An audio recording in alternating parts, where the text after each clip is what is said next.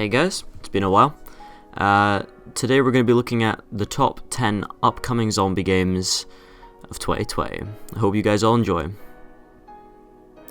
So today, we'll be looking at zombie games, as obviously the title would have you expect.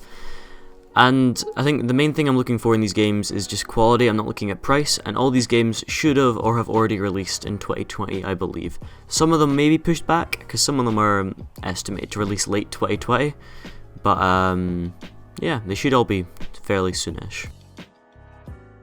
In the 10th spot, we have the spin-off game Rainbow Six Quarantine from Ubisoft. The game's fairly similar to Left 4 Dead 2, with a variety of infected, as well as keeping the same fast-paced action. It was originally a limited-time game mode for Rainbow Six Siege, however people enjoyed it so much that it's finally becoming its own game. There are some of the operators you know and love, as well as some of the guns you're familiar with, all set within the Rainbow Six Siege universe. The enemies aren't quite zombies, instead Ubisoft chose to go down the mutated alien parasite route, but to be fair, I'd say it's close enough that you can just call them zombies.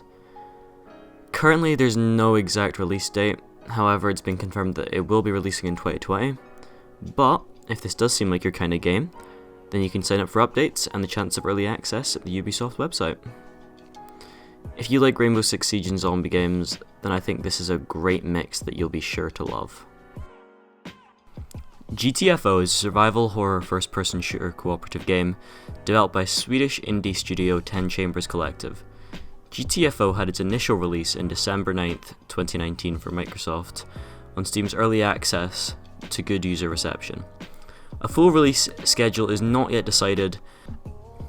The Chicxulub crater was formed 66 million years ago by an asteroid strike that resulted in a mass extinction that wiped out the dinosaurs.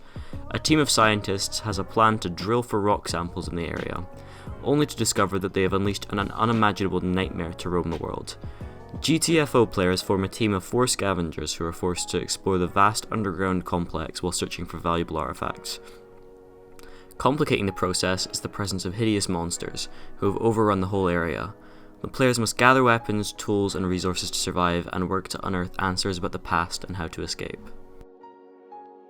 Project Resistance drops a team of 4 survivors, each with their own skills and special abilities, into a deadly escape room. Those 4 players must cooperate to solve puzzles and survive through a series of rooms while a 5th player tortures and terrorizes them. There are at least 4 survivors: Tyrone, a tank with a powerful kick and the ability to boost his teammates' fortitude; January, a hacker who can shut down security cameras and other gadgets used by the mastermind; Valerie, a healer who can ping her surroundings to find items and deploy a healing area of effect; and Samuel, who can deal heavy damage which can be critical in confined spaces. Zombie Killing Simulator is as simple as its title would imply. All you do is kill zombies. The twist is you can do so in a very satisfying and creative way. Maybe you choose to kill them in space, or the Roman Colosseum, or, to be honest, anything you want really, because there's a level editor, which is very fun. There's quite a few good game modes, like Waves, Tower Defense, and Top-Down Shooter, Free Mode, Zombie Hunt, Chaos Mode, as well as a bunch of fun mini-games. It's currently sitting around about £12, maybe $15, and if I'm going to be honest, it seems well worth it if you need a really good time waster. Zombie Army 4 Dead War is a third-person video game developed and published by Rebellion Developments. It's a sequel to the 2015 compilation game Zombie Army Trilogy, which itself is a spin-off of the Sniper Elite series. It was released on the 4th of February 2020 for PlayStation 4, Xbox One, and Windows. Zombie Army 4 Dead War is a third-person video game which is set in the year 1946, a year after Adolf Hitler was defeated by the Resistance and banished to hell. Metacritic ranked the score a 71 out of 100 based on 100 critics, indicating a mixed or average review for the PlayStation 4 version, and it also received a score of 77 out of 100, indicating the generally favourable reviews of the critics on the Xbox One version.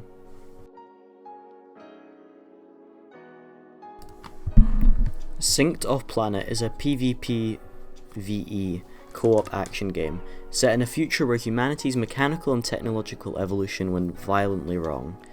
Players compete against other survivors of the apocalypse to secure resources for their day-to-day survival, and for a chance to escape planet Earth. Imagine Days Gone and World War Z mixed with The Division. That's the best way of describing Synced Off Planet. Back 4 Blood is one of the games on the list I'm most excited for. It's a spiritual successor to Left 4 Dead 2, which, in my opinion, is one of the best arcade zombie games to have ever been made. Back 4 Blood is made by some of the same developers as Left 4 Dead 2, and focuses heavily on the same aspects as Left 4 Dead 2 did. For a little while, the game was expected to have the same storyline, characters, and general lore as Left 4 Dead. However, they've decided to go a different route and make up new lore with the same classic gameplay of Left 4 Dead 2. While the game doesn't have any gameplay, I'm showing the cinematic trailer in the background. I'm really looking forward to this game. I think this game is probably going to be one of my favourite zombie games of 2020. The only issue is it might not release 2020. It's been thought that it will release late 2020, however obviously that could get pushed back. But in the end, I'm really just hoping this is a good game, and I think this is one of the better arcade zombies on this list. Dead Matter is to a T the most basic survival zombie game you'll get. That doesn't make it bad. It's incredibly realistic. It is being made by what seems like a good team of indie developers, and quite honestly, I think it may be one of the biggest open world zombie survival games that we're going to have for a very long time. They've got a bunch of different unique weapons, a bunch of unique cars. You can build your base absolutely anywhere. Like the customization is absolutely crazy in this game. The zombies are interesting to fight, so are the humans. It honestly looks like it is going to be one of the biggest zombie games. Just all the depth to the base building, just everything looks absolutely perfect in this game, and quite honestly, I think it deserves the 3rd spot. However, be warned, they're not yet a reputable developer, so there is a chance that the game might not ever come out, might not get leave alpha. It should do, but as always, be warned.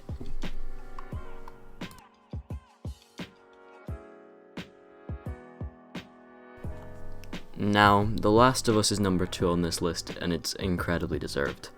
And I'm not gonna lie, it was very close between this and number 1 spot, but quite honestly, I think the number 1 spot deserves it just the littlest bit more.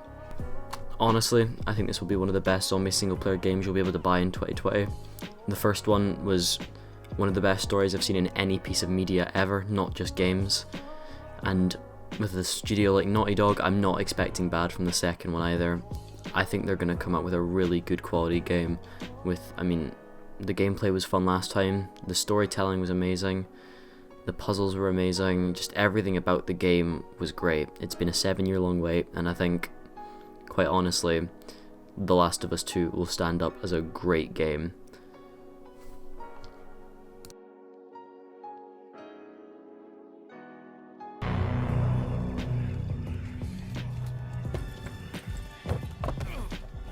Dying Light 2 by far I think deserves to be number 1 on this list. The first one was an absolutely amazing first-person zombie game, open world, with an amazing parkour system and so much content. I really like the focus on the melee weapons over guns. I think it really adds to overall the experience. However, I think the most important part about it is the importance of crafting and customization in the game. I think that just absolutely makes the game, and is honestly the best part about it. Just all the traps, all the missions, it's got an amazing story, and quite honestly, looking at the second one, which seems to be set 20 years in the future, it just looks great. This game was meant to have already been released, sadly it got delayed, so it should be out within the next few months. Honestly, the amount of time I spent in Dying Light 1, I don't see any other reason why this game shouldn't be number 1, and that's why I'm happy to put it here, if I'm being honest.